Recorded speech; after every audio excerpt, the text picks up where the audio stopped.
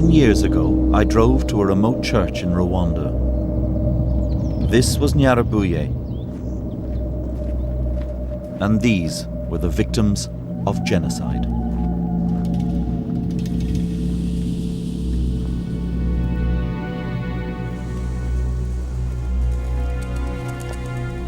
The dead were Tutsis, Rwanda's minority group.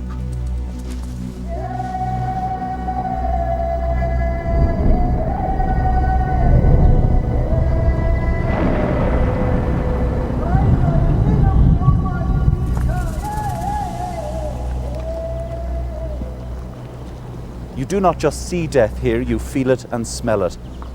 It is as if all the good and life in the atmosphere had been sucked out and replaced with the stench of evil.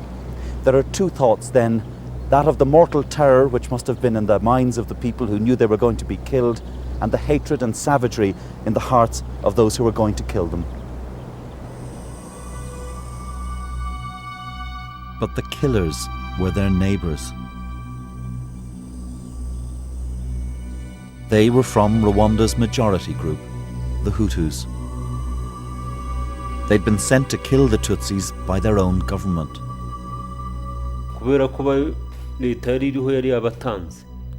Because the government had given up on them, I went to kill without tears. I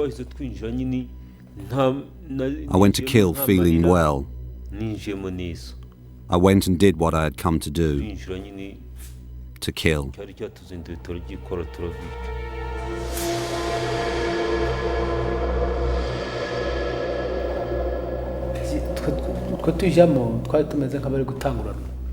When we moved in, it was as if we were competing over the killing. We entered, and each one of us began killing their own.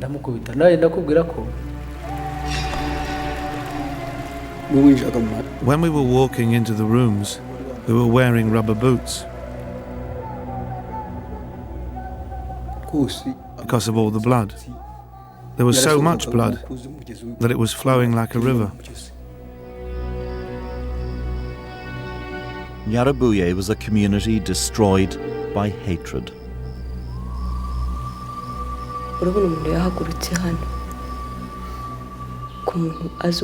Imagine someone leaving their home and knowing their victims, knowing their names and the names of their children. They all went there and killed their neighbours, their wives and their children. In just 100 days, well over 500,000 people were murdered in Rwanda, and tens of thousands became killers.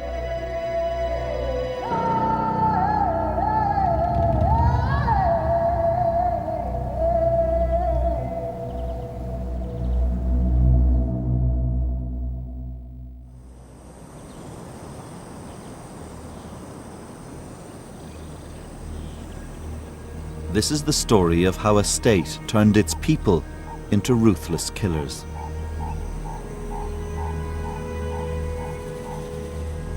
People like the villagers around Nyarabuye in southeast Rwanda.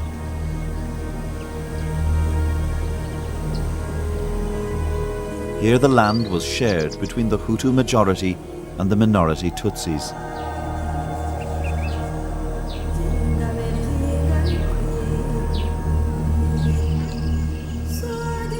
They worked and socialized together. There was even some intermarriage between their families.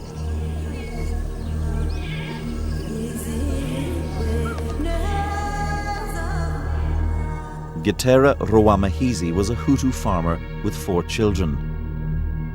On the 15th of April 1994, he set out with the other Hutu men on a journey to massacre.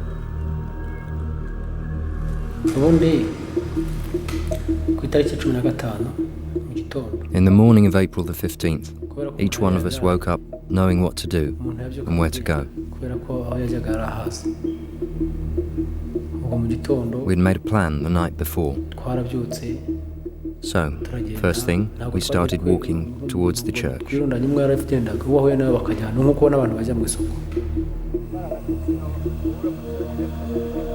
They went to kill carrying farming implements. Among the group was Silas Ngandahimana, a father of 2 young children.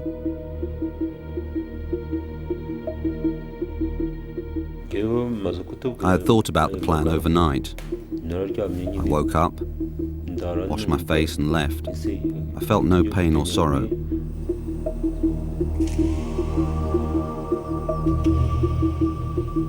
The plan had been made by Rwanda's authoritarian rulers.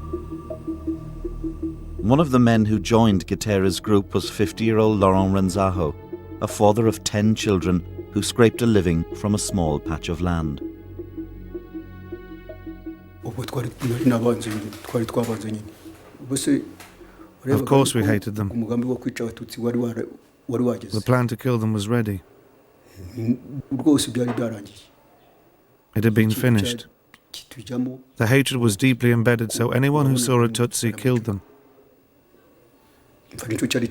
That is why we left our homes and went from one area to another.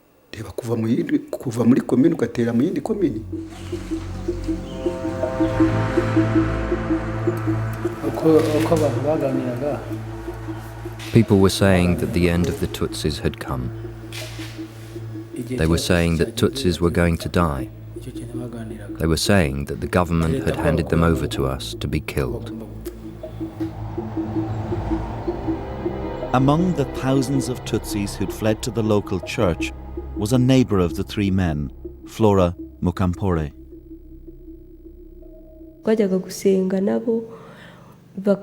We used to go to church with them, and they taught us together that committing murder is a sin, and God punishes those who kill.